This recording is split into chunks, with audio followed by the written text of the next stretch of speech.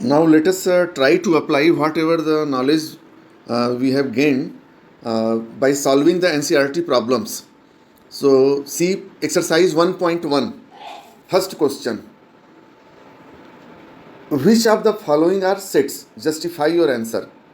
So first part, the collection of all the months of a year beginning with the letter J. So see the solution of how to solve this first part. Let us see. Beginning with letter J, the collection of all the months of a year. अब देखिए इसमें element के बारे में information दे दिया गया है, तो ये एलिमेंट से हमको डिसाइड करना है कि यह सेट हुआ कि नहीं हुआ. Which of the following are sets.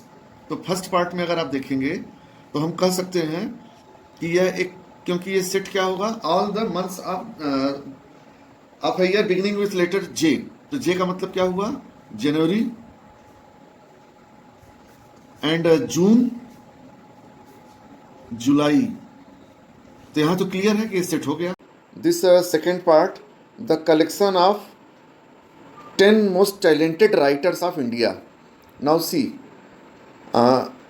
what is the criteria to be a talented writers? The answer of this question is different for different persons. There is no clear cut and well defined or distinct thing, because कोई किसी writer को talented मान सकता है, कोई किसी दूसरे writer को टैलेंटेड मान सकता है. तो यहाँ पर एलिमेंट का जो कलेक्शन हम बनाएंगे वह एलिमेंट को लेकर के अलग अलग आदमी के लिए अलग अलग एलिमेंट बनेगा. तो यह सेट थ्योरी को फुलफिल नहीं करता. तो इसलिए हम बोलेंगे कि पूछा ही है which of the following are sets, तो यह सेट नहीं है. क्यों नहीं है सेट? क्योंकि इसके जो एलिमेंट हैं वह डिस्टिंक्ट नहीं है. वह ऐसा नहीं है कि इंडिया के लिए भी, इंडिया के किसी पर्सन के लिए है, और वही जैसे यूपी इंडिया की टैलेंटेड राइटर की बात हो रही है तो बनारस के लोग भी किसी को टैलेंटेड राइटर माने, और बॉम्बे के लोग भी किसी को टैलेंटेड राइटर माने, और केरला के भी माने. ऐसा नहीं हो सकता. अलग अलग आदमी अलग अलग राइटर्स को मानेगा, तो यहाँ एलिमेंट को कन्फ्लिक्ट हो जाएगा. इसलिए इसको हम सेट थ्योरी, सेट नहीं कह सकते. सेकेंड में देखिए, इसमें बोल रहा है let A is equal to 1 2 3 4 5 6 यह है. तो इसमें बोल रहा है इंसर्ट द अप्रोप्रिएट सिंबल. अब इस सिंबल से आप लोग परिचित हो चुके हैं. जब मैं थ्योरी एक्सप्लेन कर रहा था तो आपको बताया था कि इसका क्या मतलब होता है. इसका जो ई जैसा लिखा है उसका मतलब होता है एलिमेंट ऑफ और बिलोंग्स टू, और यह जो ई लिख के क्रॉस किया है, कट किया है, इसका मतलब डज नॉट बिलोंग टू.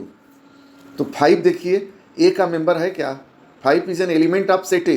तो यहाँ पे हम इस वाले पहले वाले को बना देंगे. तो इसके लिए क्या लिखेंगे, ये वाला सिंबल, ब्लैंक स्पेस में आ जाएगा. लेकिन 8 देखिए इसका एलिमेंट नहीं है, 1 2 3 4 5 6.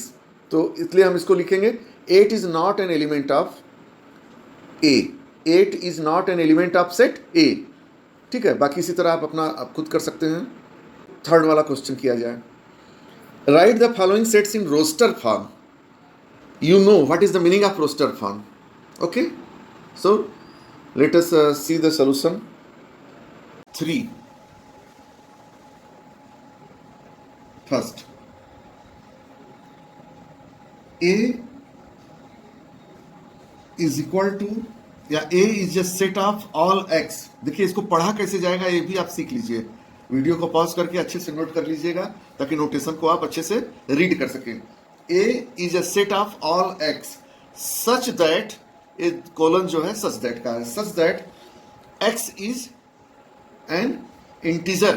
x is an integer. Question आपके पास सही है. एंड -3 इज लेस देन और equal to x, and x is less than 7. ठीक है, ये कौन सा तरीका हो गया सेट को रिप्रेजेंट करने का, सेट बिल्डर फॉर्म. आपने रूल लिख दिया कि कैसे x कोई भी वेरिएबल है, रैंडम वेरिएबल, लेकिन कौन सा वेरिएबल जो इस रूल को फॉलो करेगा वही इसमें होगा. तो हमको करना क्या था, इसमें रोस्टर फॉर्म यानी लिस्ट बनानी थी एलिमेंट की. तो हम लिख सकते हैं a इज इक्वल टू, देखिए -3 इज लेस देन और इक्वल टू 7. तो -3 और इंटीजर है तो -3 -2 -1, 0 is also an integer, 1 2 3 4 5 6। देखिए हमारे क्या हो गए, एक ये रिक्वायर्ड फॉर्म में सेट हमारा रिप्रेजेंट हो गया, ठीक है, रोस्टर फॉर्म में। अब इसमें देख लीजिए 6 पार्ट इसका देखिए। F is the set of all the letters in the word better. तो इस सेट का नाम है F। तो हमको लिखना पड़ेगा, ये भी रोस्टर फॉर्म लिस्ट बनाना है एलिमेंट की। तो इसमें हम पहले लिख दिए B, फिर E, फिर T, फिर R। देखिए, you should know that the repetition of the elements are not allowed, or you can say have the same meaning. In better there are 2 T, so you have to write down only 1 T.